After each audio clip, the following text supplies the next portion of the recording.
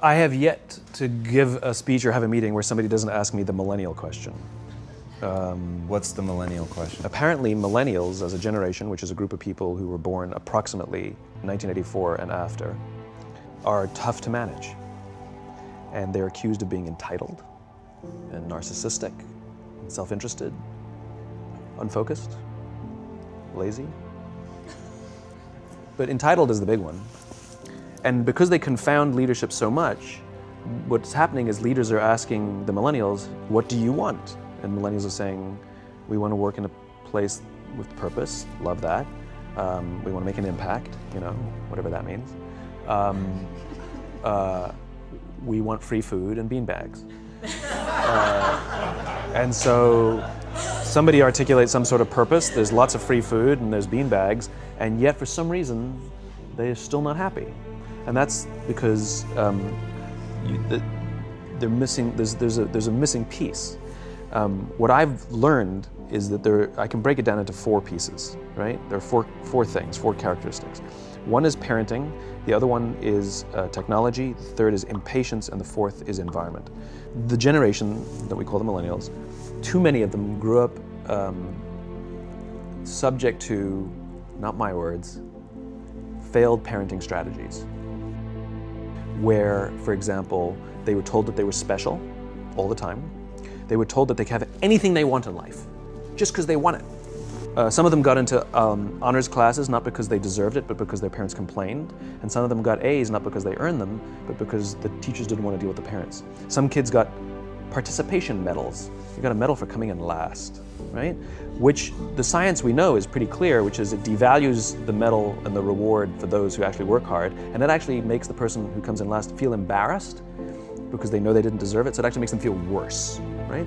So you take this group of people, and they graduate school, and they get a job, and they're thrust into the real world, and in an instant, they find out they're not special, their moms can't get them a promotion, that you get nothing for coming in last, and by the way, you can't just have it because you want it. And in an instant, their entire self-image is shattered. And so you have an entire generation that's growing up with lower self-esteem than previous generations. The other problem, to compound it, is we're growing up in a Facebook, Instagram world. In other words, we're good at putting filters on things. We're good at showing people that life is amazing even though I'm depressed. And so everybody sounds tough, and everybody sounds like they got it all figured out. And the reality is there's very little toughness, and most people don't have it figured out. And so when the more senior people say, well, what should we do? They sound like, this is what you gotta do. And they have no clue, right? So you have an entire generation growing up with lower self-esteem than previous generations, right?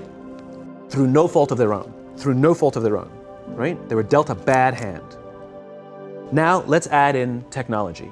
We know that engagement with social media and our cell phones releases a chemical called dopamine. That's why when you get a text, it feels good, right? So we've all had it where you're feeling a little bit down or feeling a bit lonely, and so you send out 10 texts to 10 friends, hi, hi, hi, hi, hi, because it feels good when you get a response. It's why we count the likes, it's why we go back 10 times to see if my Instagram is growing slower, did I do something wrong? Do they not like me anymore, right? The trauma for young kids to be unfriended, right? Because we know when you get a hit of dopamine, which feels good. It's why we like it, it's why we keep going back to it. Dopamine is the exact same chemical that makes us feel good when we smoke, when we drink, and when we gamble. In other words, it's highly, highly addictive, right?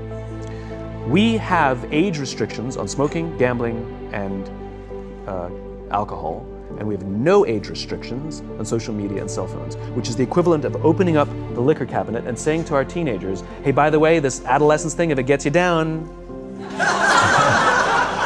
But that's basically what's happening. That's basically what's happening, right? That's basically what happened. You have an entire generation that has access to an addictive, numbing chemical called dopamine through social media and cell phones as they're going through the high stress of adolescence. Why is this important? Almost every alcoholic discovered alcohol when they were teenagers. When we're very, very young, the only approval we need is the approval of our parents. And as we go through adolescence, we make this transition where we now need the approval of our peers. Very frustrating for our parents, very important for us. It allows us to acculturate outside of our immediate families into the broader tribe, right? It's a highly, highly stressful and anxious period of our lives, and we're supposed to learn to rely on our friends. Some people, quite by accident, discover alcohol and numbing effects of dopamine to help them cope with the stresses and anxieties of adolescence. Unfortunately, that becomes hardwired in their brains, and for the rest of their lives, when they suffer significant stress, they will not turn to a person, they will turn to the bottle. Social stress, financial stress, career stress, that's pretty much the primary reasons why an alcoholic drinks, right? What's happening is, because we're allowing unfettered access to these dopamine-producing devices and media, basically it's becoming hardwired, and what we're seeing is, as they grow older, too many kids don't know how to form deep, meaningful relationships. Their words, not mine. They will admit that many of their friendships are superficial. They will admit that their friends, that they don't count on their friends, they don't rely on their friends, they have fun with their friends, but they also know that their friends will cancel on them if something better comes along. Deep, meaningful relationships are not there because they never practice the skill set, and worse, they don't have the coping mechanisms to deal with stress. So when significant stress starts to show up in their lives, they're not turning to a person, they're turning to a device, they're turning to social media, they're turning to these things which offer temporary relief. We know, the science is clear, we know that people who spend more time on Facebook suffer higher rates of depression than people who spend less time on Facebook. These things balanced. Alcohol is not bad, too much alcohol is bad. Gambling is fun, too much gambling is dangerous. There's nothing wrong with social media and cell phones. It's the imbalance. If you're sitting at dinner with your friends and you're texting somebody who's not there, that's a problem. That's an addiction. If you're sitting in a meeting with people you're supposed to be listening to and speaking, and you put your phone on the table, face up or face down, I don't care, that sends a subconscious message to the room that you're just not that important to me right now, right? That's what happens. And the fact that you cannot put it away is because you are addicted, right? If you wake up and you check your phone before you say good morning to your girlfriend, boyfriend, or spouse, you have an addiction. And like all addiction, in time, it'll destroy relationships, it'll cost time, and it'll cost money, and it'll make your life worse. So you have a generation growing up with lower self-esteem that doesn't have the coping mechanisms to deal with stress. Now you add in the sense of impatience. They've grown up in a world of instant gratification. You want to buy something, you go on Amazon, it arrives the next day. You want to watch a movie? Log on and watch a movie. You don't check movie times. You want to watch a TV show? Binge. You don't even have to wait week to week to week, right? I know people who skip seasons just so they can binge at the end of the season, right? Instant gratification. You want to go on a date? You don't even have to learn how to be like, hey. You don't even have to learn and practice that skill. You don't have to be the uncomfortable one who says yes when you mean no, and says no when you mean no, and yes when you don't have to swipe right. Bang, I'm a stud. Right? You don't have to learn the social coping mechanisms. Everything you want, you can have instantaneously. Everything you want, instant gratification. Except job satisfaction and strength of relationships, there ain't no app for that. They are slow, meandering, uncomfortable, messy processes. And so I keep meeting these wonderful, fantastic, idealistic, hardworking, smart kids. They've just graduated school. They're in their entry-level job. I sit down with them and I go, how's it going? They go, I think I'm gonna quit. I'm like, why? They're like, I'm not making an impact. I'm like, you've been here 8 months. You know? It's as if they're standing at the foot of a mountain and they have this abstract concept called impact that they want to have in the world, which is the summit.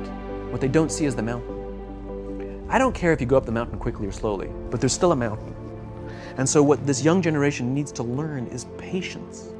That some things that really, really matter, like love, or job fulfillment, joy, love of life, self-confidence, a skill set, any of these things, all of these things take time.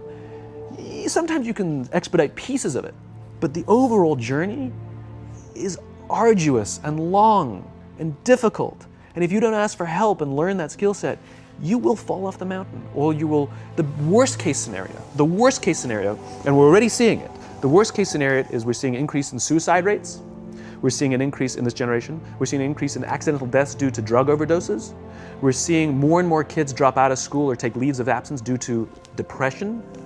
Unheard of. This is really bad. The best case scenario, those are all bad cases, right?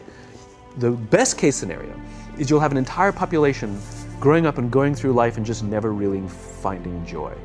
They'll never really find deep fulfillment